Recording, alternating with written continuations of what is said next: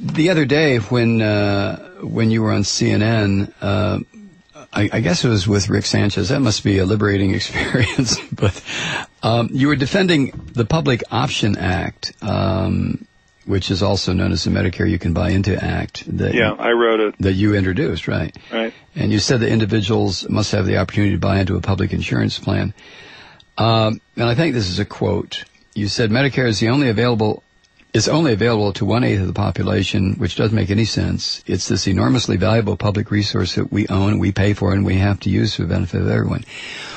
Which I completely agree with. Why did that not even get the kind of consideration that such an idea should get? I mean, it got no consideration that we out here in the public are aware of.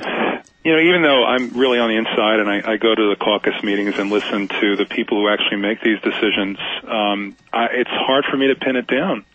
I asked the speaker twice directly in the week before we voted on Sunday whether we could at least have a vote on my 3.5-page bill that would let anybody buy into Medicare at cost. You want it, you pay for it, you got it. Mm-hmm. It's the simplest possible arrangement.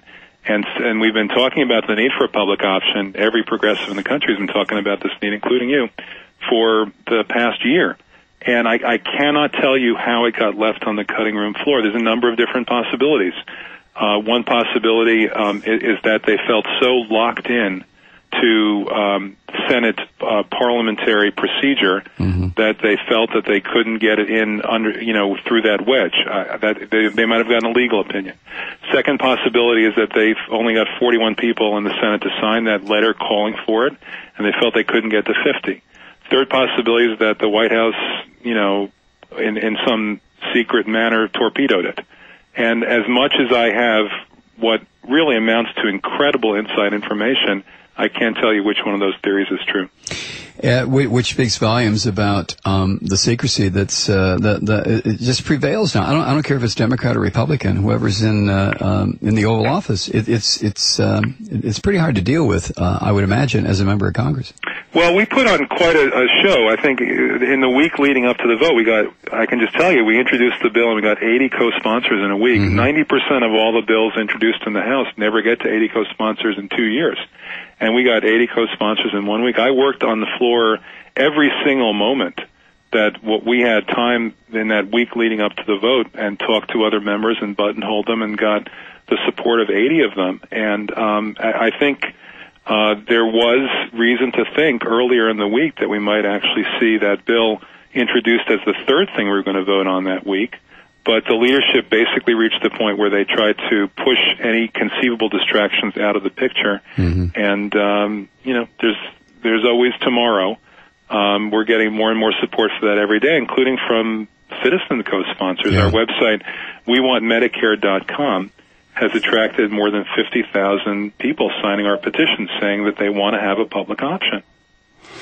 There is a theory that's fairly prevalent within some liberal circles that most of us are playing checkers and Obama is playing chess, that the overall plan of Obama is, 30 or 40 moves ahead of the rest of us, that I have a problem with that. But do you think that's true, that there is a chance? Because a 3.5-page bill, Medicare for All, would have been, to me, it would have, first of all, short-circuited any kind of craziness on the part of these right-wingers, that is, every Republican in Congress.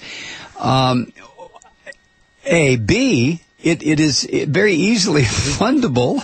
It's already being funded. C, and it's a choice. Do you want it or do you not want it? So do you, I guess to condense all that, because I got a break here in another minute. By the way, can you come back after this next break? Sure. Okay. Do you think that Obama is playing chess while the rest of us are playing checkers? No.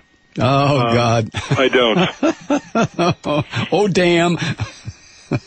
So what you see is what you get. I really have a very positive opinion of the president for one particular reason, which is getting back to what we were talking about before. He always appeals to people's better natures. He does, yes. And I really respect that in a political leader. I grew up in Nixon times, so I know the difference. Yeah. And I give him enormous credit for that. But I think this idea that the White House has some incredibly elaborate 8-year plan that it's executing on is really fanciful. Really? Well, I could have gone all night without hearing that, but that's okay. I tend to drift off. I've said many times that any hopes I had for Barack Obama being a liberal progressive that have not materialized are my fault. They're certainly not Obama's fault, because when you go back to the campaign, all those things that I say he said, he never said. And it was just the ability of people like me, and apparently I am legion, common folk who were hoping. It's very easy to write on that slate and say, well, this is what Obama's going to do. No. So you think of him like Chance the Gardener from the movie Being There? There you go. All right, let me put you on hold. We'll come back in just a couple of minutes. We're talking with Representative Alan Grayson from Florida's 8th, Democrat and liberal progressive. We're going to continue the conversation after the break. Stay with us. I'm Mike Malloy.